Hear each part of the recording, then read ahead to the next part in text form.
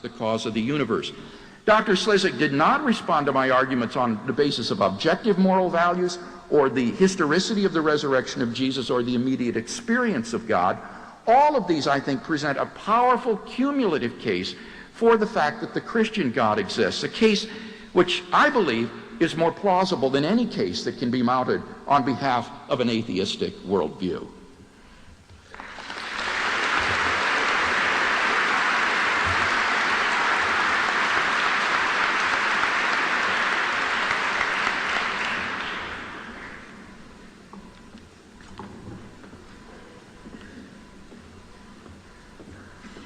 Thank you.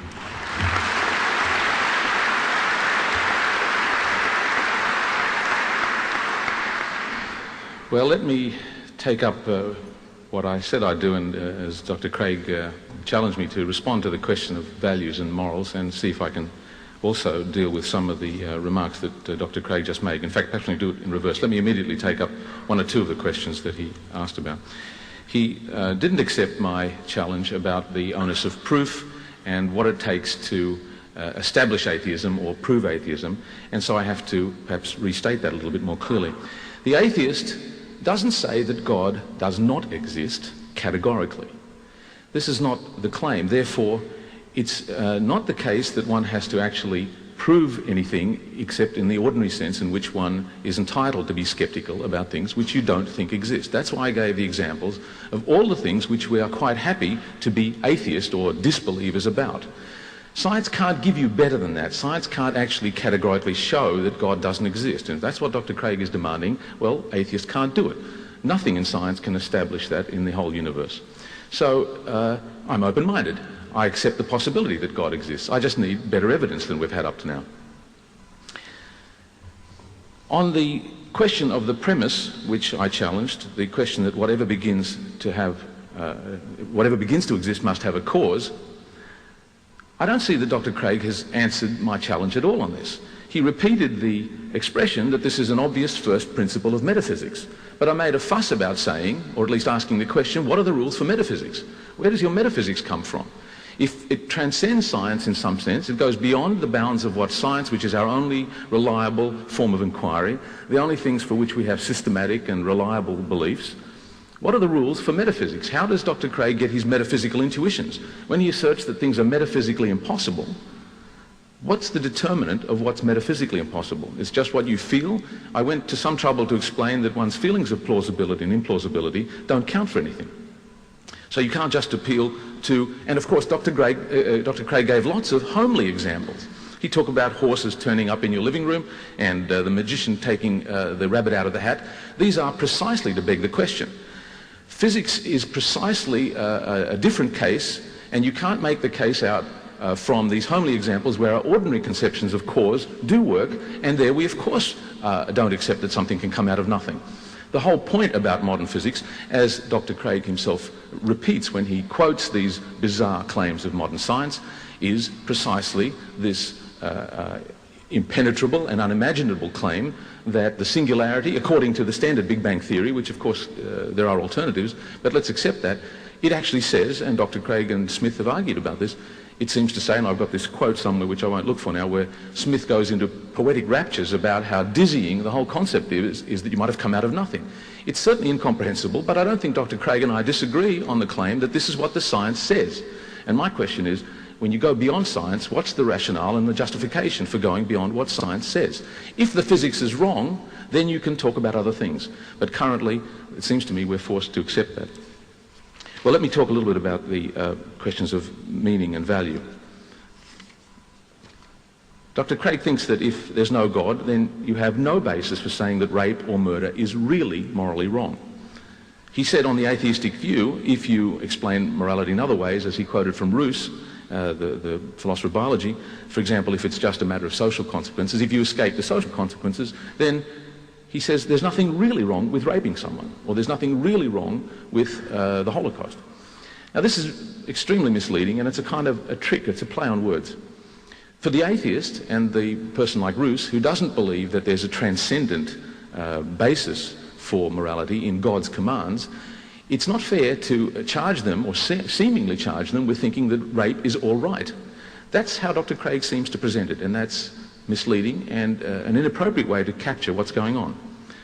The point here is that we can share Dr. Craig's intuition, I think, as with the unimaginability of the Big Bang. One does have some kind of instinct that if there's not a God or some transcendent being to give the commands, then ethics seems to lack a basis. If it's just based on human life and perhaps evolution or other social bases.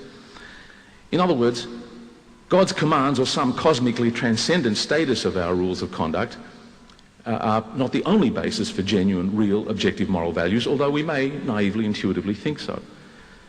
In any case, it seems to me that that's all you can get without independent grounds for thinking that God exists. How does Dr. Craig in this case establish that there are absolute moral values? It's a bit like the rabbit out of the hat and the horse that's in your dining room. He needs to get this claim to make his argument work, but he establishes that there are these transcendent absolute moral values by asking you. He appeals to what you really know, and he says, we all know that rape is really wrong. Well, yes, and we all agree, independently of what you think your ethics is based on. As philosophers say, your metaethics could be something other than God said so. And that still gives you the justification for saying that rape is really wrong. So this Dr. Craig's appeal only shows that we all think that there are certain values, and emphatically not that they're cosmically absolute and beyond all pure human experience and preferences or perhaps innate endowments biologically. All he's actually shown is that we have strong moral intuitions, certainly not that these judgments depend on being absolute, whatever that may mean. So again, to repeat, the evidence of our firm commitments to certain values is consistent with lots of other grounds for their justification. And for better or for worse, there's no escaping the fact that there's actually some considerable degree of variability in moral judgments within societies and certainly between them. So whose firm judgments are to count as the really real absolute ones? You may think God told you, but so do my friends the Aztecs, who cut people's hearts out to make sure the sun comes up each day. So moral values don't have some kind of cosmic status external to all human life and thought. Indeed, if the only basis for moral judgments is that God said so, this may be seen as a diminished, less dignified view of values, since they're not based on reason, just blind obedience to some unfathomable authority. I think myself better a morality which is derived from rational considerations and human sentiments of justice, fairness, compassion, equality, and above all, human happiness.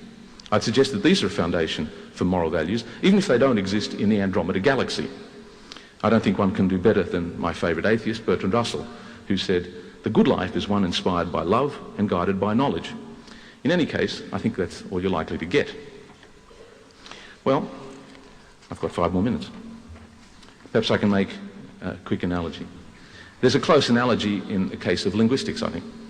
We share very strong intuitions about what's correct and incorrect in our use of our native tongue. If a child says he goed to the beach, we know this is wrong.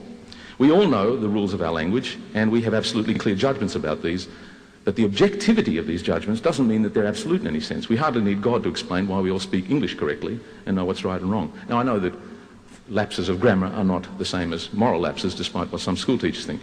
But the analogy is quite close. The reality and the force of the moral precepts or the judgments don't tell you their basis or origin in either case. Let me say something about Jesus and miracles.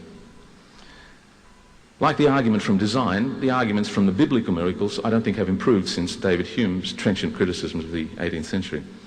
For example, I don't have to doubt the historicity of Jesus or the evidence of the Bible as such, though there's plenty of room for ordinary non-theistic historical dispute. Let's say the Channel 9 60 Minutes team, or better perhaps the ABC Four Corners team, was actually there and did a documentary. It's all on tape, the crucifixion, the cave with the missing person, and interviews with the witnesses and all that.